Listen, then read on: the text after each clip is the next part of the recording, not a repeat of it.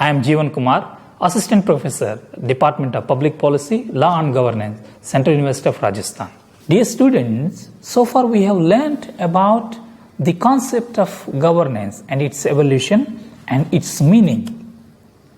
And it is pertinent also to look at the factors for the emergence of the concept of governance. As I discussed earlier, that in the post-World War II, Second World War II, we see that the state's role has been redefined in terms of socio and economic development.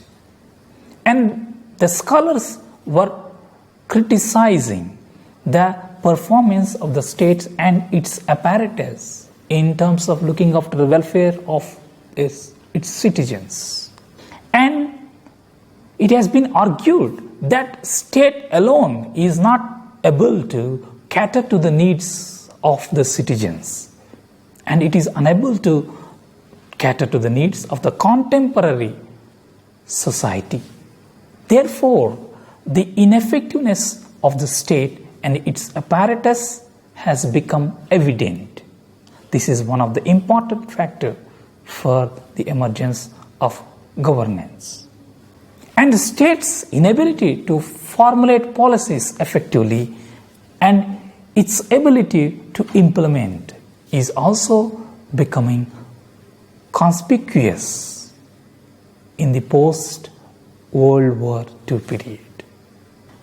And the questions are raised about the efficacy of policy formulation and policy implementation by the state, and the bureaucracy has paved the way for the emergence of the concept from government to governance. There is also an argument that state is not transparent, state is also not accountable to the citizens, which also gave rise to the concept of governance as such. Besides, the waves of globalization that swept across the world in OECD countries placed more role on the market, more role on the non-state actors. So the more argument was in favor of freeing the economy and liberalizing the economy, reducing the scope for the state and its discretion, allowing the market to play its own role to have economic growth. And the neoliberal reforms that were introduced in India in early 1990s is a witness to this paradigm shift from government to governance. So far, we try to understand the meaning of governance and its evolution and the factors contributed to the emergence of that concept. Now we will look at some of the efforts made by Indian government vis-a-vis these developments. As I have discussed earlier, governance is about new style of functioning. The government of India adopted in its policies and policy documents subsequently. These are to do with the neoliberal economic reforms that were introduced in 1991.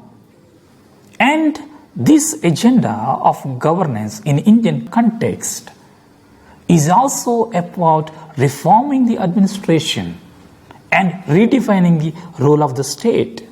What does it mean? The role of the bureaucracy to cater to the changing needs of the society needs to be enhanced. Therefore, there was a scope for introducing governance reforms in bureaucracy. We see the efforts in terms of appointing the Second Administrative Reforms Commission in 2005. And we also see that these governance reforms is very wide and they cut across economic aspects and political aspect and administrative aspects.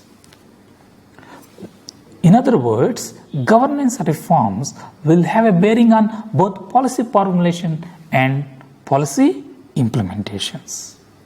To put it in concrete terms, governance reforms will have a bearing on the delivery of goods and services because they altered the notion of service delivery at micro level.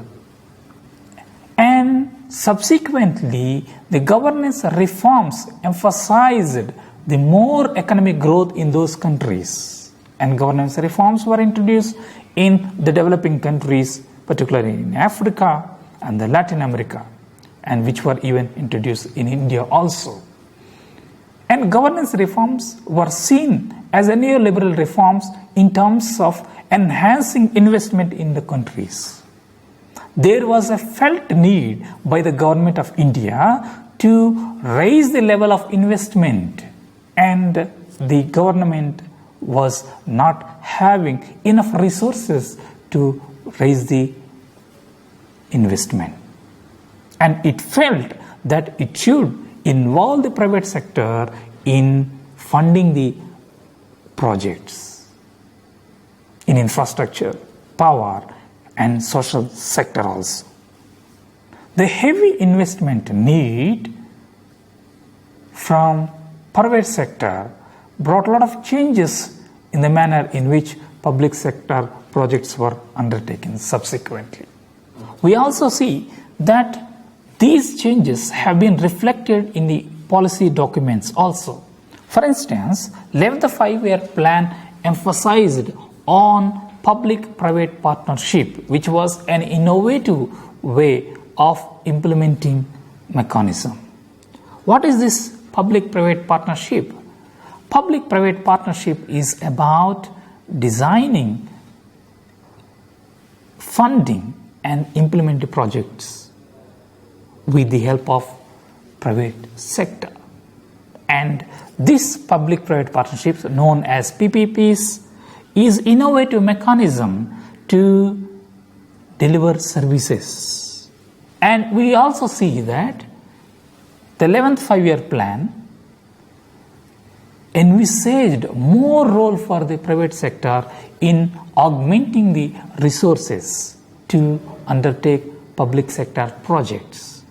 And it was envisaged in the policy document that the investment from 20 crores during 11th Five-Year Plan must be increased to 40 crores in the 12th Five-Year Plan. All these developments indicate what? They indicate that the private sector's interference and its role is inevitable in public service delivery.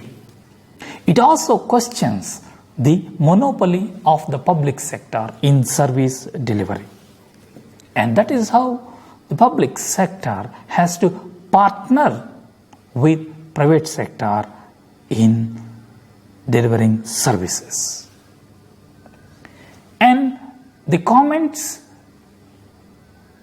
given by the political leadership indicate that the public-private partnership is a mode of service delivery and which is seen as an innovative. And we will also see in terms of business, these partnerships are also done with the business people. For instance, Prime Minister, he headed a council of trade and industry where he put a lot of, for the first time, the industries on the board, involving them to participate in the policy formulation.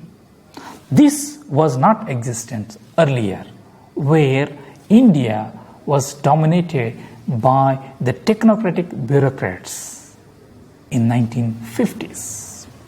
Therefore, the business organizations like FICCI and CII were representing in policy formulation, and it gave an opportunity for them to articulate their interests. The government also had to take the support of these business organizations with an aim to enhance economic growth in the countries. This is one of an important development in economic domain and economic governance. We will also see the efforts of government of India in terms of social sector. And the Ministry of Human Resource Development also followed the suit of involving the non-state actors in policy making.